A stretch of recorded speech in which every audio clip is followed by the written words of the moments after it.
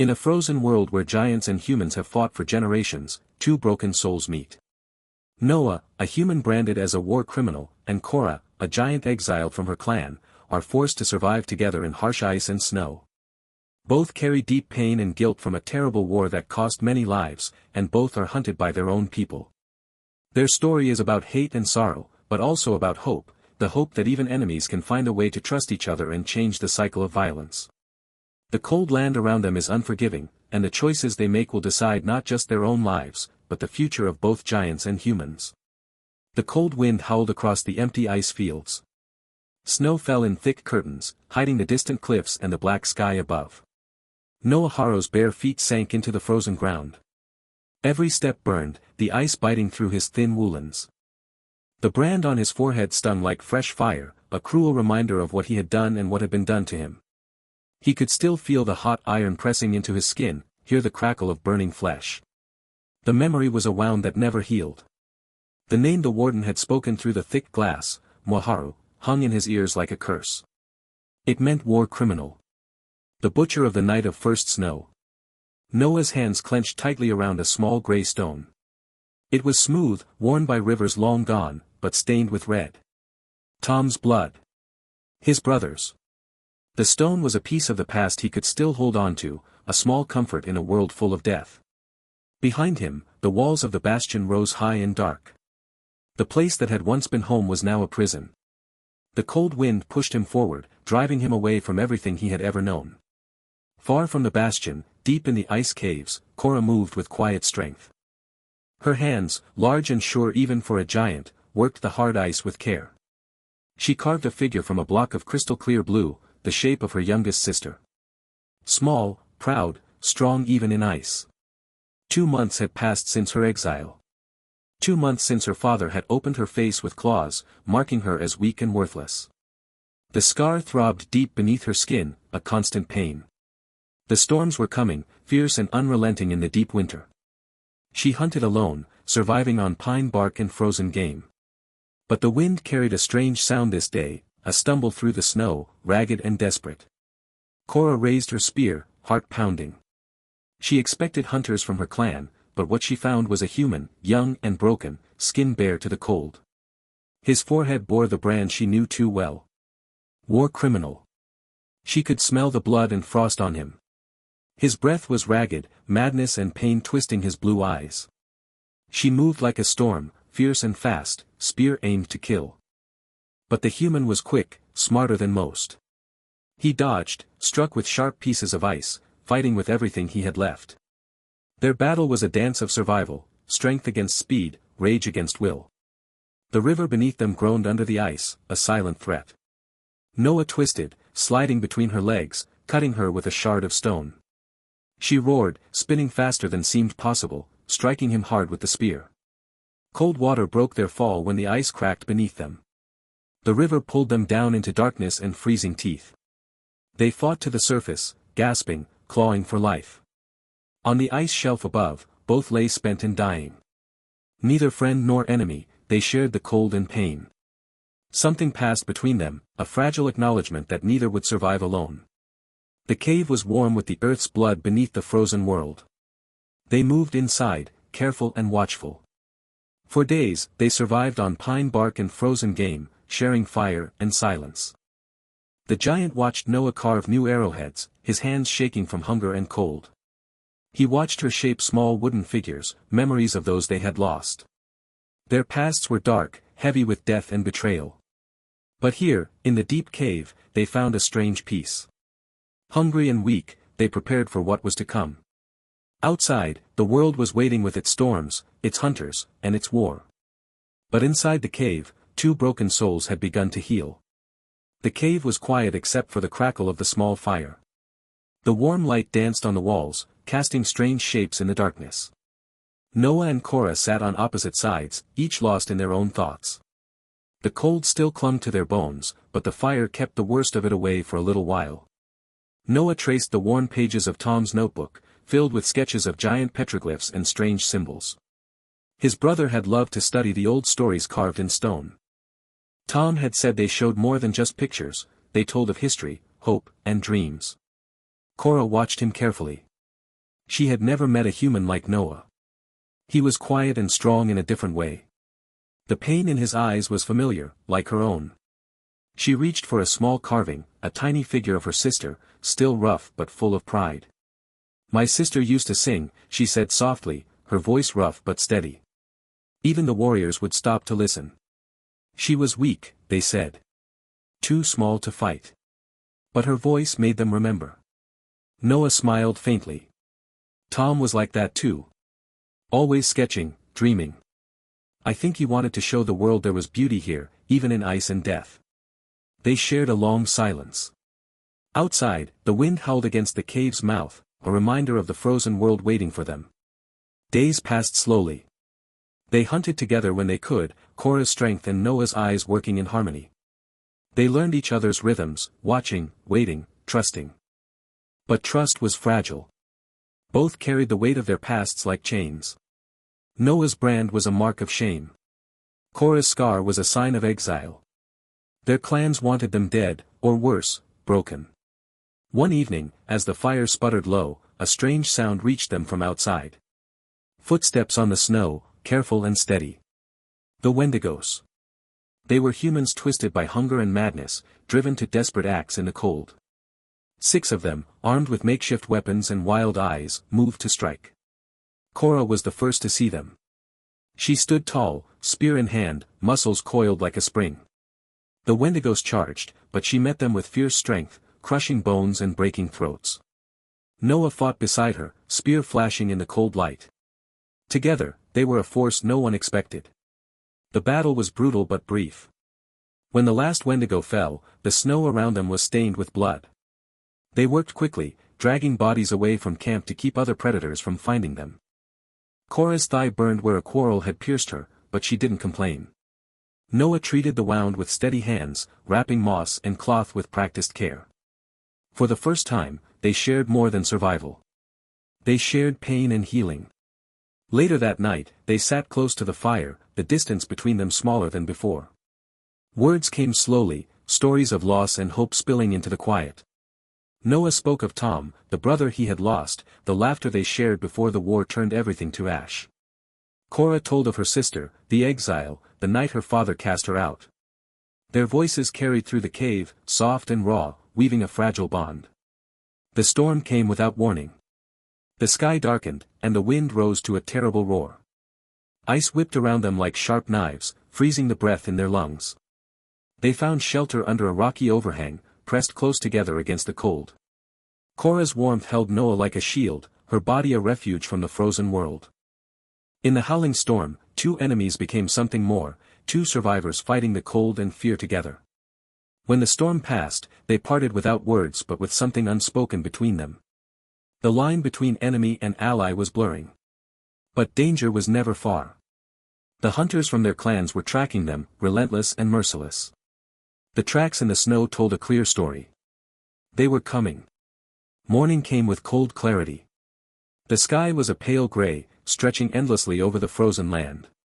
Noah's breath hung in the air in small clouds as he crept to the cave mouth, flattening himself against the snow. His eyes scanned the horizon, sharp and watchful. 7 giants moved slowly through the valley below, their heavy steps shaking the brittle ice.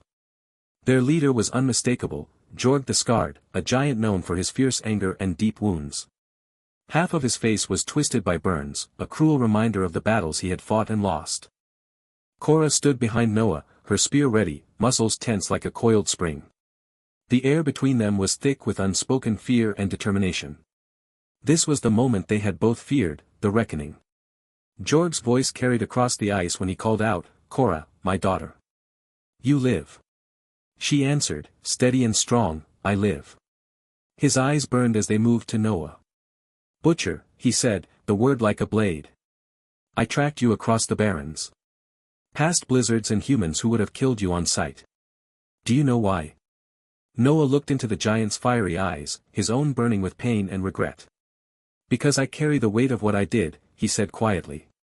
Jorg's anger boiled, but there was something deeper, grief, confusion, a father's sorrow. "You took my cousins. My peace. My face." Noah met his gaze, seeing the man beneath the scars, the father who had lost so much. I carry them with me, Noah said. Like stones in my chest. I am done adding to the blood. The silence stretched like ice across the valley. Jorg's hand went to his belt knife, the blade glinting cold in the weak sunlight. You think words can balance blood? Noah lowered his head, pressing his branded forehead to the frozen ground. No. I think blood only leads to more blood. Jorg's knife trembled. His rage faltered. Cora stepped forward, placing a hand on her father's arm. There is another way. Jorg looked at her, the fire in his eyes dimming. A chance, he said slowly. A chance to build something new. Noah nodded. A chance to survive. The giant's voice was rough but steady. I will need a walking stick.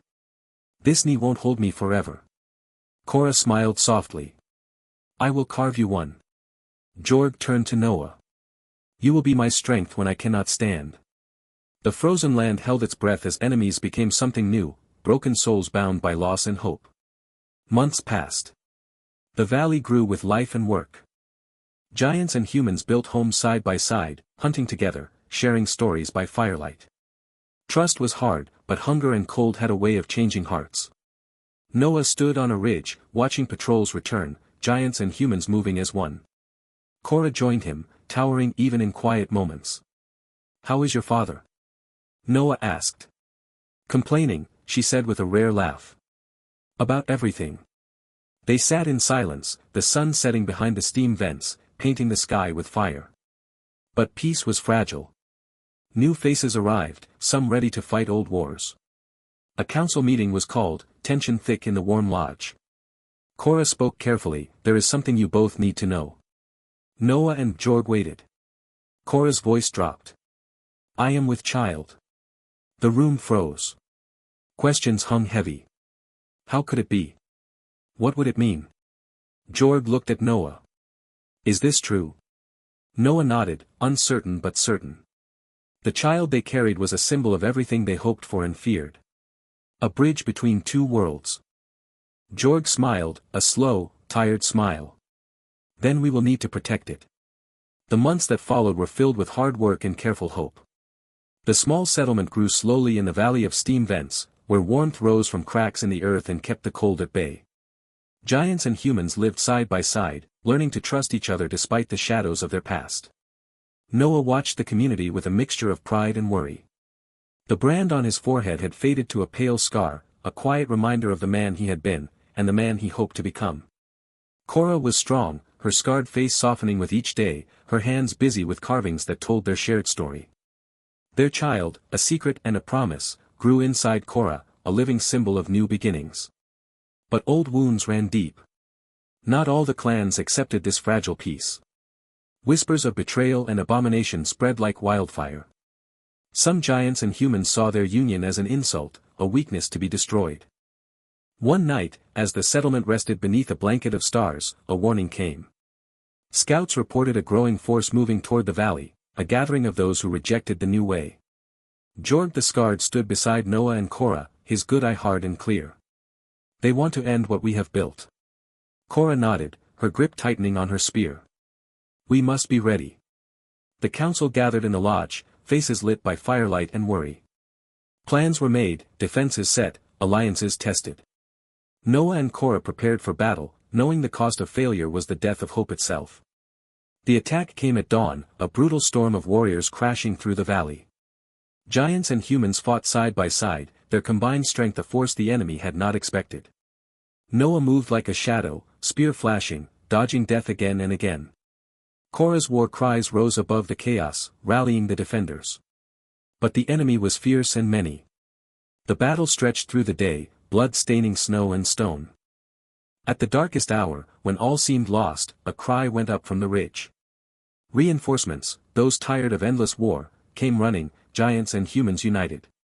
The tide turned. When the fighting ended, silence fell over the valley, broken only by the heavy breathing of the survivors. The enemy had fled or been defeated, but the cost was great. Noah looked at Cora, pain and relief mixing in his eyes. We survived. Together. She smiled, tired but fierce. Because we chose something different. In the weeks that followed, the settlement healed. The child was born under the warm steam vents, small and strong, a new beginning. Giants and humans gathered, their differences softened by shared loss and hope. Noah held their child, feeling the weight of the future in his arms.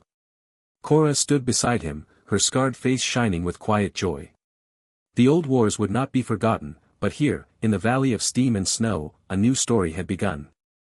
Spring came late to the valley, but when it arrived, it changed everything. The frozen world began to thaw, the ice melting into rivers that sang through the stones. Life stirred in the cold earth, and hope grew stronger with each day. Noah stood on the ridge, watching the settlement below. Giants and humans moved together, their footsteps weaving a new story. Children laughed, their voices carrying on the warm breeze. The air smelled of smoke and fresh wood, of meals shared and lives rebuilt. Beside him, Korah leaned on her carved walking stick. Her scarred face held a soft smile, a quiet peace. The child they had brought into the world was playing near the fire, laughter ringing like a song. The scars they carried remained, but they no longer defined them. The brand on Noah's forehead was faint, a pale line beneath the skin. Korah's exile mark still twisted her face, but it was a reminder of survival, not shame. The council met in the lodge, giants and humans discussing the future. Some still struggled with old fears, but most saw the promise in their unity. Jorg the Scarred sat beside Korah and Noah, his injured leg healed but his strength measured in patience and wisdom now. This place, Jorg said quietly, is more than survival. It is hope. Noah nodded. It's a new beginning. They spoke of the child, a symbol of change, a living bridge between worlds. Some clans still rejected their peace, but many chose to join them, tired of endless bloodshed. The valley was growing, slowly but surely, a beacon in the harsh barrens. Noah and Korah stood side by side, watching the sunset paint the sky in colors neither had seen in years. Their journey had been born in pain and hate, but it ended in something rare and precious, understanding. No longer enemies, no longer broken souls lost in grief. Together, they had broken the cycle. Together, they had built a home. The cold wind whispered through the valley, carrying their story far across the frozen world. A story of fire in the ice. A story of giants and humans choosing to live.